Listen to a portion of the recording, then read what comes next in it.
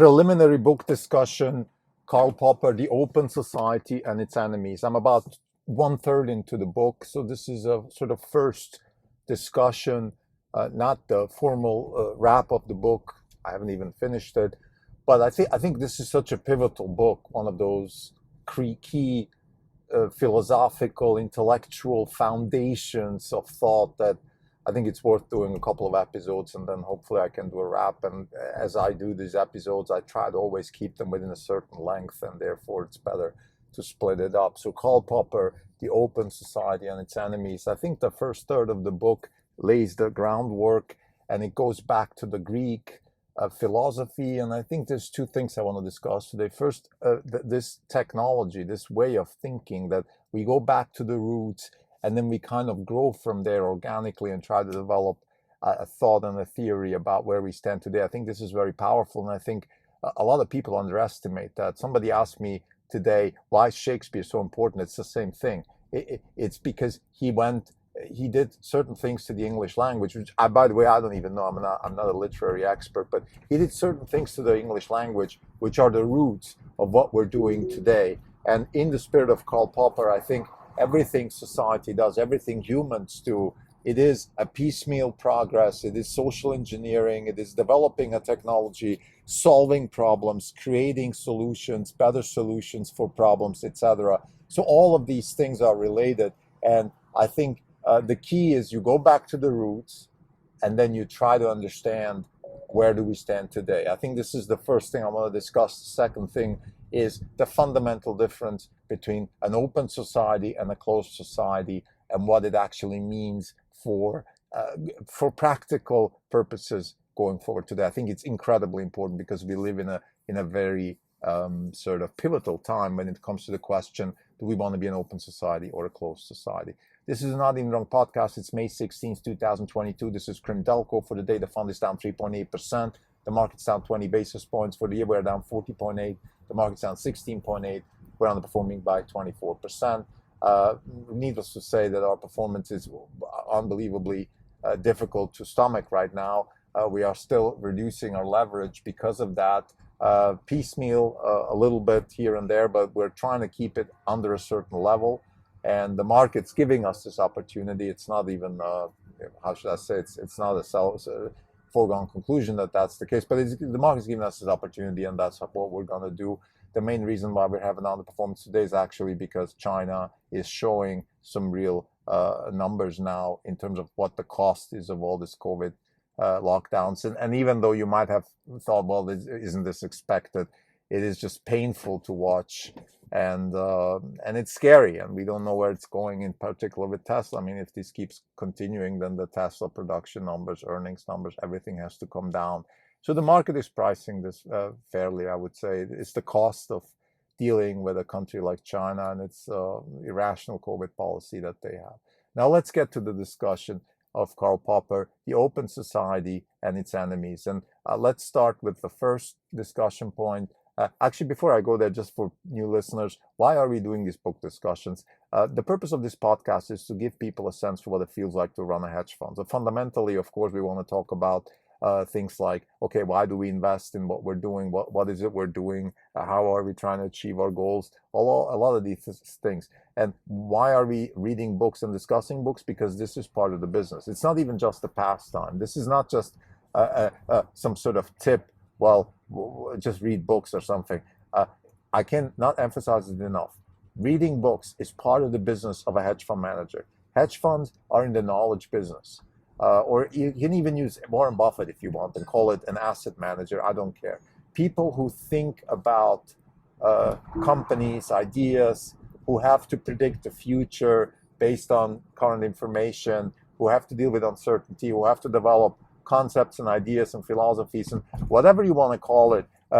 This is the difference between, let's say, a fighter jet pilot and a hedge fund manager have different tasks in front of them. The fighter jet pilot has to use equipment exactly how it's supposed to be used to achieve a goal. And there's certainly a little bit of creativity there too, but fundamentally he has to execute. A goalkeeper in the World Cup final is supposed to do what he's supposed to do. His training, his experience, he is not supposed to think about doing something very different at the moment when he's supposed to save a penalty and all that stuff. So what I'm trying to say is there are different problems for different times, and hedge fund managers are in the sort of problem space of being exposed to current times, having limited information, and having to develop conjectures about the future. So in that sense, they're very much like scientists, using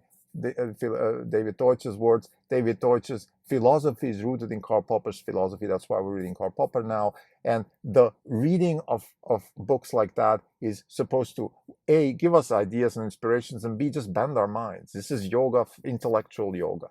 Having said that, now let's get back to the point here. What are we talking about? So we're talking about the open society and its enemies. What Karl Popper is trying to do is develop a theory of how societies should be organized.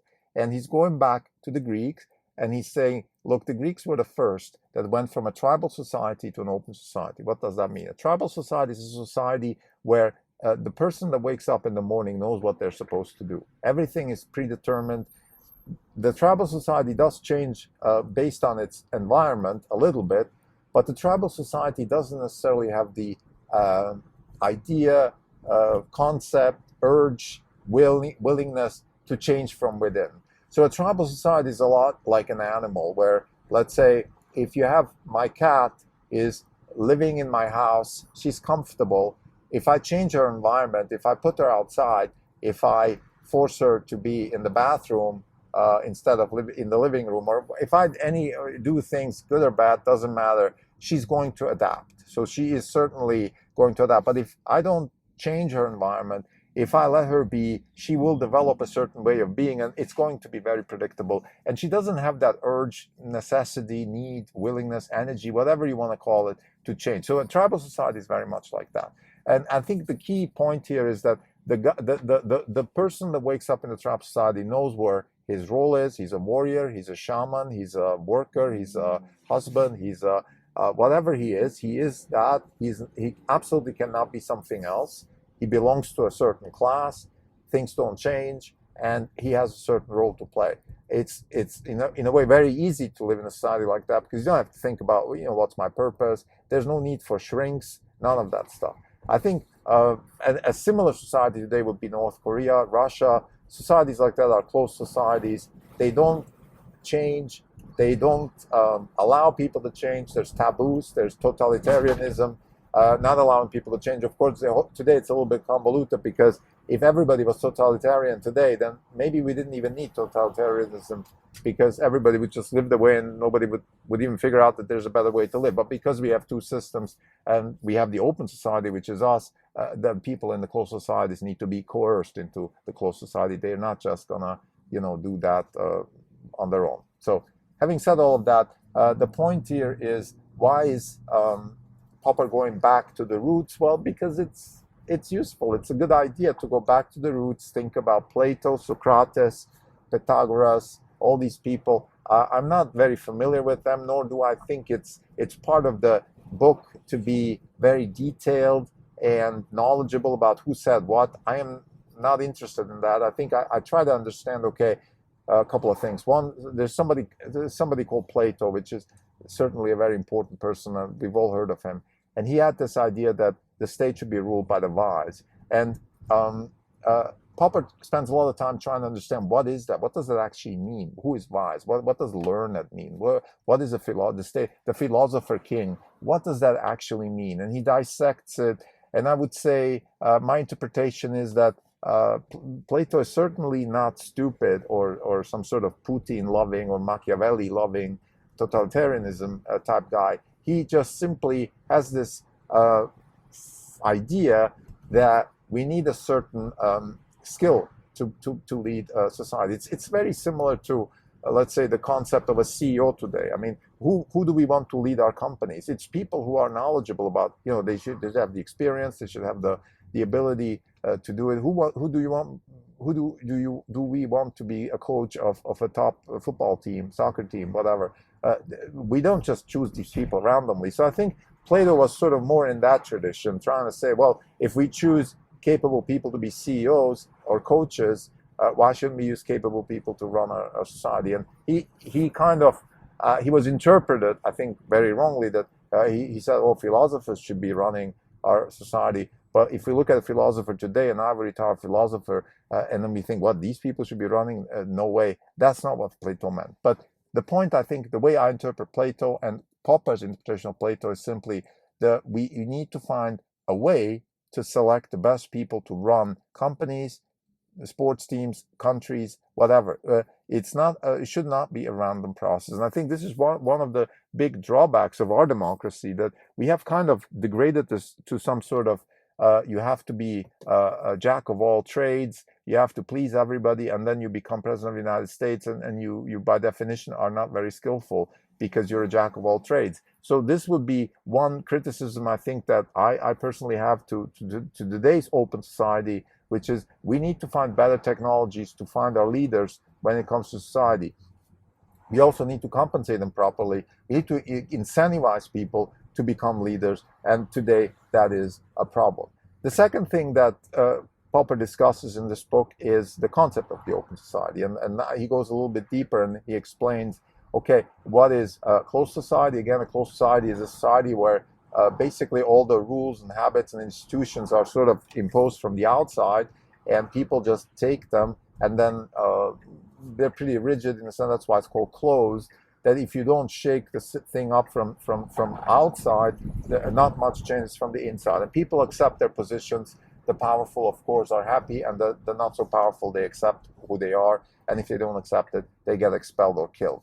The open society has that piecemeal social engineering approach, which is key. So piecemeal means this is what the innovation stack by Jim McKelvey is trying to explain. This is what David Deutsch is trying to explain. Everything that we have in our principle stack at Orange Capital Partners, the 4 books, Peter Thiel, 0 to 1, Jim McKelvey, The Innovation Stack, Clayton Christensen's The Innovator's Dilemma, and David Deutsch at the Beginning of Infinity. All these books have one thing in common, which is they are talking about this need to continuously solve problems, create better solutions for existing situations, and replace them with better solutions, and go so on and so forth. So have this piecemeal approach towards engineering solutions for let's say products, for companies can change, the investment companies can change. Everything is constantly in an iterative progress of improvement.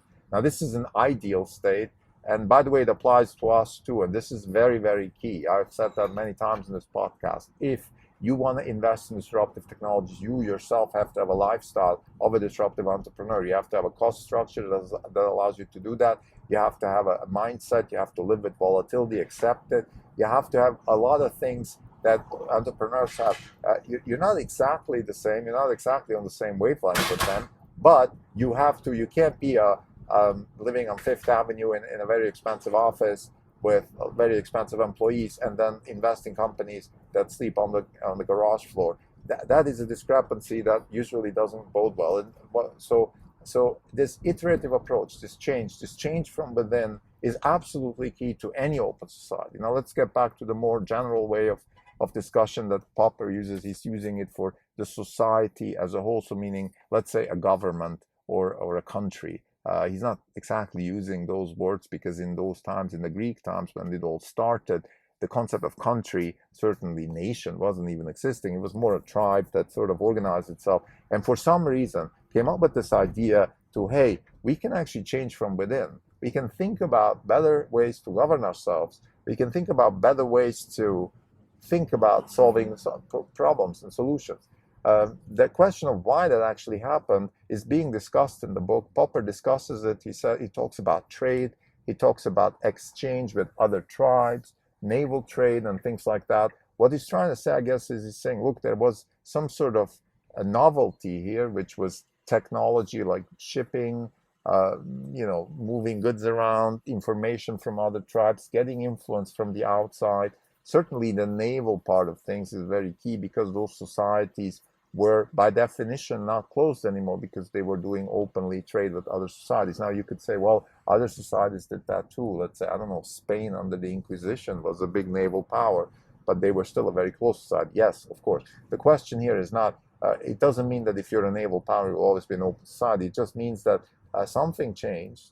There was um, let's say you have this tribe that lives close, fishing, a little bit of agriculture, and that's it. And then you introduce international trade, and you trade with other countries, other people, other languages. You start seeing other things, you learn from other things, and maybe you also start facing new problems. Meaning, let's say, how can we organize ourselves so we can have better naval power to protect ourselves against intruders? Because when you do international trade, not everybody's going to be friendly to you. So there's those kinds of things that, according to Popper, probably led to the development of the open society. And uh, so we have it. So that's the question of how did it happen, and we have it, and we're going to go from there. As I said, I'm 1/3 into the book, so there's still a lot to come. But I guess what Popper is going to try to develop here is sort of an organic pathway from the closed society to the open society, and then the solution to the progress of an open society is going to be piecemeal social engineering, which is the key, which is really the fundamental thesis also in our investments, which is fundamental new concepts and engineering practices with large impact. Try to attack new problems, existing problems with different thinking, different conjectures, and go piecemeal. Go piecemeal. You can't. Popper is talking about the utopian historicism, which is you can't just say, look, there's a certain fundamental historic development of things, and we just have to accept it, and there's nothing we can do. We can change it. We have free will in the sense that we can change the path. We can change the path of progress. We can think about developing an electric car versus non-electric car. We can think about having better batteries. We can think about solving certain small problems like an insurance problem that could become a much, much bigger business in the future. So all of those things are embedded in any kind of society, be government, company, economy. The thinking of Popper is fundamental to everything that wealth generating, progressive, freedom loving people should do. Because the measure of wealth is freedom, and the measure of freedom is wealth. So it goes both ways. Thank you.